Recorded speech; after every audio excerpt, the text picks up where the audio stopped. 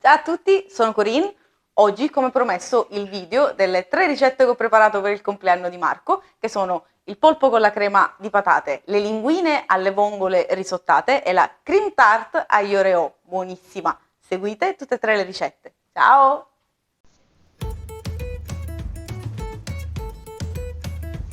La prima delle 3 ricette che vi proporrò in questo video è il polpo su crema di patate, pomodorini confit e olive taggiasche. Si comincia dal brodo, importantissimo, dove cuocerò il polpo, quindi brodo di sedano, carote, cipolle e bacche di ginepro che porteremo a bollore. Vi ricordo che per supportarmi basta iscrivervi al canale, lasciare un like se il video vi è piaciuto e seguirmi anche su tutti gli altri social. Mentre il brodo va, ci portiamo avanti con la vellutata di patate, quindi tagliamo le patate e le cipolle e portiamo in cottura.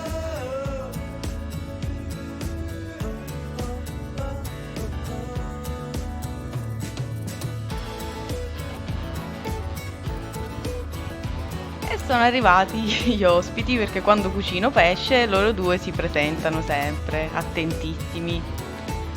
Olio sul fuoco, un pentolino. Mettiamo le cipolle, facciamo andare per un minutino e poi aggiungiamo le patate e circa 400 ml di acqua quasi a coprire le patate e facciamo cuocere finché sarà tutto ammorbidito e pronto per passare al mixer.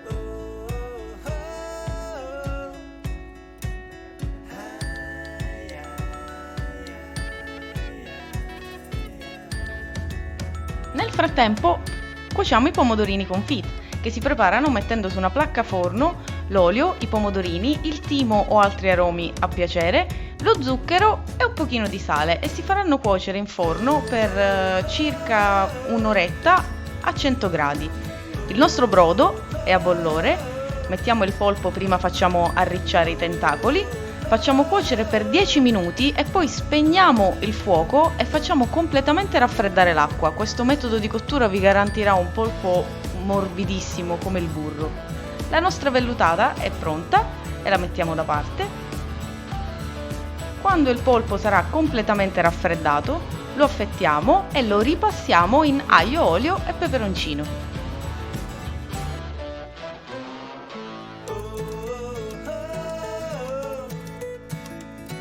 Spicchio d'aglio in camicia, olio, peperoncino quanto basta e si fa saltare proprio un paio di minuti, non di più. Aggiustiamo un po' di sale. Questo è uno di quei piatti che quando mangio fuori sono sempre un po' scontenta, perché il polpo non mi fa impazzire se non quando lo cucino io, perché questa cottura lo lascia veramente morbido e non mi dà fastidio, non è mai gommoso. Impiattiamo con la nostra vellutata di patate, il polpo, 4 pomodorini confit, le olive taggiasche e, se ce l'avete, un po' di sale nero e il piatto è pronto. Anche la presentazione è molto bella. E qui, siccome qualche video l'ho fatto io, dato che il compleanno era di Marco, ovviamente il risultato è terrificante, quindi è andata così. Passiamo alla pasta alle vongole, un altro piatto che quando mangio fuori casa mi lascia un po' scontenta perché un po' è slegato e trovo la sabbia e scotto, non mi piace. Questa cottura risottata è bellissima. Si parte controllando, prima ho lasciato ovviamente le vongole a bagno con l'acqua e sale, cambiando l'acqua ogni ora, facendo questa cosa per circa 5-6 ore. Poi ho controllato vongola per vongola se ci fosse sabbia, battendole così sul tagliere. Aglio in camicia, olio, i gambi del prezzemolo che rilasciano tanto profumo e sapore. Mettiamo le nostre vongole, togliamo via l'aglio.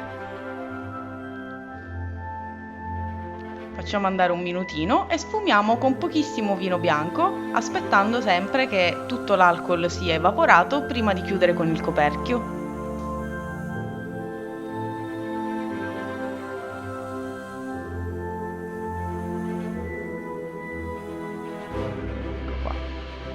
Mi si vede anche dal riflesso. Io tolgo le vongole non appena si cominciano ad aprire, non aspetto la cottura di tutte, altrimenti non le stiamo rispettando. Quindi quando si aprono, via, subito le togliamo. E quelle che non si aprono si buttano via, senza pensieri.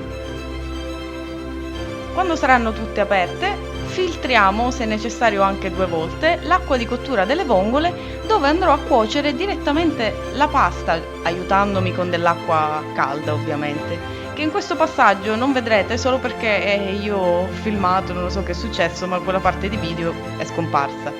Ho aperto quasi tutte le vongole, me le preparo per dopo, lasciandone alcune per la decorazione finale.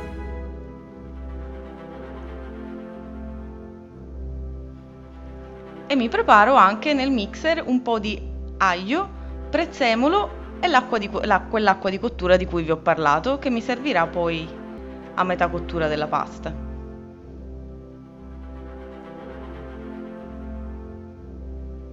Ecco, in questa fase avreste dovuto vedere che io cominciavo a mettere la pasta nell'acqua di cottura delle vongole, ma non so perché quella parte di video è scomparsa, e qui mi dispiace tantissimo, però questo è il risultato, che saranno passati circa 2-3 minuti, quindi mi aiuto con l'acqua calda, l'acqua delle vongole c'era già, e quel mix di prezzemolo e acqua di cottura che avevo frullato prima. Questo tipo di cottura vi farà perdere un paio di minuti in più rispetto a quella normale, però la pasta si impregnerà di tutti i sapori delle vongole, si creerà una cremina saporitissima. Ho aggiunto le vongole che avevo sgusciato, quelle lasciate intere solo per fargli riprendere un attimo di calore, e tiro via quelle col guscio, continuo la risottatura e questo è il risultato finale, cremosa e insaporita delle vongole, era un profumo che non ve lo posso descrivere, e questo impiattamento che mi è riuscito anche carino rispetto al solito.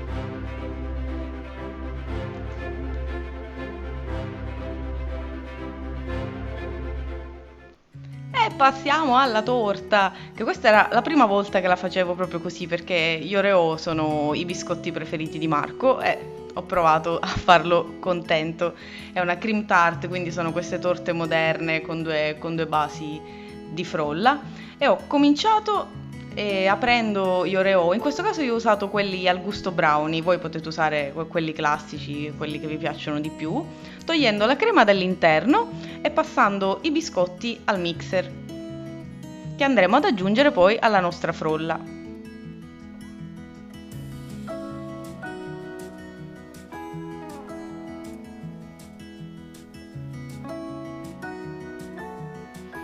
Burro morbido ma ancora plastico, farina, e si comincia con la sabbiatura. Io uso il metodo della frolla Montersino, che mi piace tantissimo, e in questo caso è al cacao. Zucchero a velo, un pochino di estratto di vaniglia, si continua a girare, e le 2 uova dove ho sciolto il sale, il cacao amaro e i biscotti brownie che abbiamo mixato prima. Fate andare per pochissimo, non per troppo, perché la frolla non si deve mai riscaldare. La togliamo dalla planetaria e diamo 2 colpetti di mano veloci. Così, dovrà essere bella liscia, lucida, e la mettiamo in frigo per almeno 2-3 ore. Se la preparate il giorno prima ancora meglio, ma non meno di 2-3 ore, perché dovrà essere abbastanza plastica da lavorare. Dopo 2-3 ore la mettete in mezzo a 2 fogli di carta forno infarinati e vi aiutate così, la tirate col mattarello fino alla dimensione. Vi consiglio in questo caso la tortiera da 22 cm per fare queste 2 forme ad anello.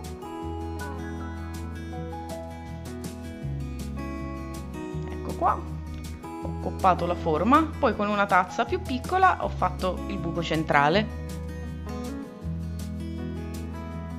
L'ho bucherellata e poi in forno a 160 gradi per circa 15 minuti. Una delle 2 mi si è sbruciacchiata un po' di lato, però poi non si vedrà più. Con la pasta frolla avanzata ho preparato i biscottini. Per la crema di guarnizione invece, che è buona e fresca, c'è la panna liquida fresca, il Philadelphia e lo zucchero a velo. In questo caso andremo ad aggiungere la crema degli Oreo.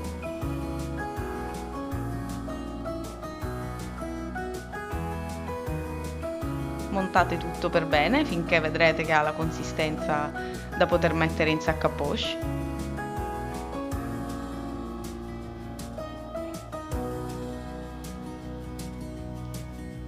E adesso siamo pronti a decorare. Ora, di solito i miei dolci sono sempre più buoni che belli, però io ci provo ad impegnarmi. E così fate tutti questi ciuffettini sul bordo. Io già avevo già sbagliato di qua, però ho recuperato benissimo. Fate tutti i ciuffettini, poi adagiate su il secondo disco e continuate a decorare. In questo caso per la decorazione finale ho usato gli Oreo, un po' di cioccolati tipo tronchi, se poi lo fate per una bambina usate i marshmallow, Smarties, quello che più vi piace. E questo è stato il risultato finale. Grazie per aver guardato tutto il video, un bacio, ciao!